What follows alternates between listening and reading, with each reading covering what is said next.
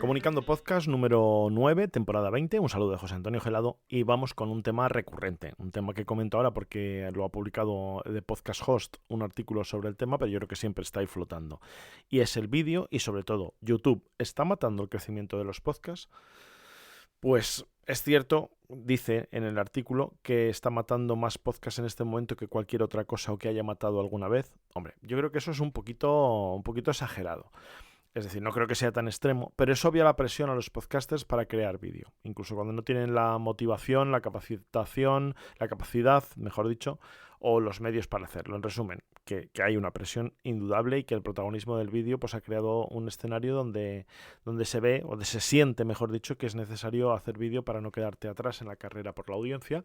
Y además, vamos, según dicen ya algunos, es imprescindible para poder crecer, ¿no? O sea que no te queda otra que hacer vídeo.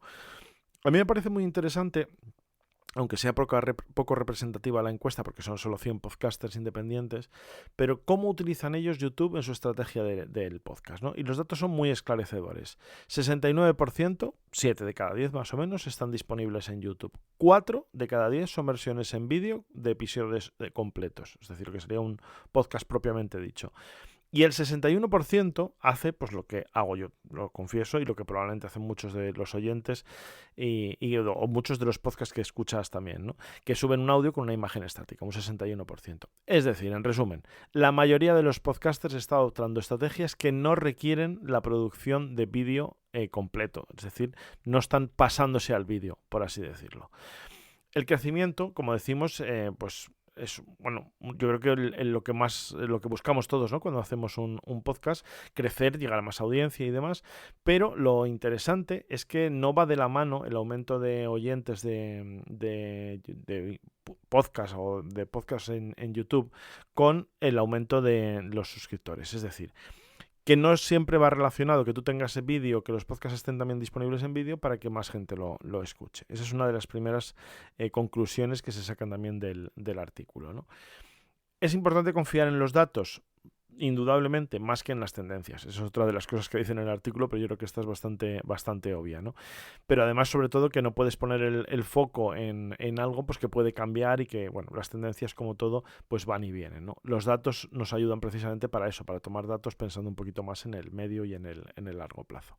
Así que voy a comentar muy brevemente, no quiero tampoco pasarme ni enrollarme mucho, además que este podcast ya sabes que no dura nunca más de 5 minutos, pero vamos con algunos puntos clave que comenta el artículo. El vídeo socava mucho de lo que funciona bien con el audio. ¿Esto qué quiere decir? Básicamente, que en el vídeo añades una serie de problemas que no tienes con el audio y no solucionas muchos de los problemas. Es decir, cuando algo funciona, en resumen, no lo toques. Los estudios demuestran que las personas confían más en los podcasts que en los canales de noticias o que en televisión en algunos casos.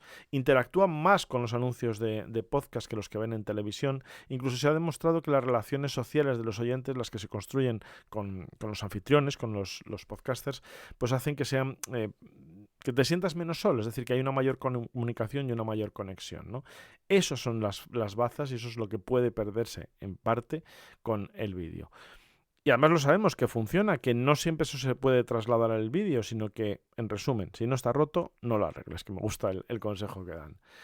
Otra idea, el vídeo es difícil y puede frenarte, y si ya estás haciendo vídeos y ya estás haciendo podcast, pues eso realmente pues te puede afectar mucho menos, ¿no? Pero aquí es cuando coincido con Colin, con uno de los fundadores de The Podcast Host, que hay gente que está pensando que, bueno, es que ¿cómo voy a empezar un vídeo si no, o sea, cómo voy a empezar un podcast si no hago vídeo, ¿no? Es decir, se están frenando a la hora de hacer un podcast, y eso es precisamente una de las bazas que el audio no tenía, y era que era mucho más fácil hacer un podcast también de éxito, sin tener que tener en cuenta todos los condicionantes que tiene el vídeo. Ya hemos dejado también otra de las ideas también que comentan, y voy terminando, que es que el vídeo no te va a hacer viral por el hecho de ser en vídeo. Al final es el contenido el que lo puede hacer. Es decir, hay un montón de personas viendo vídeos, viendo Joe Rogan, viendo The Wild Project, pero eso no significa que estén queriendo ver todos los vídeos que sean, o sea, todos los podcasts que sean en vídeo, sino ese contenido porque les gusta ese contenido, porque les llama la atención o porque encaje mejor en vídeo, ¿no? Que hay algunas cosas que añado yo al artículo. Y en resumen, y ya para ir terminando, que el vídeo crea barreras. El podcast ya tiene suficientes limitaciones, como decíamos antes, pero también requiere el vídeo una mayor tecnología, un estudio, el tener en cuenta un decorado, una presentación, una edición posterior que es adicional al audio, en resumen, una serie de barreras que con el audio no tienes. ¿Esto quiere decir que no funciona? No, no necesariamente, y aquí voy terminando. Hay podcasts muy buenos y un ejemplo en vídeo, por ejemplo, puede ser el de Alex Fidalgo, que ha encontrado con lo que tú digas una nueva audiencia, ha encontrado bueno, pues nuevas formas de llegar a los oyentes, a más audiencia y a crecer y también pues a tener nuevas fuentes de ingresos. En resumen, esto pues depende de cada uno, pero me gustaría saber mucho tu opinión, así que si quieres dármela, pues tengo una encuesta en la newsletter y en el podcast en joseantoniogelado.com, ahí tienes el último post donde puedes participar y un enlace en la descripción del podcast. Adiós.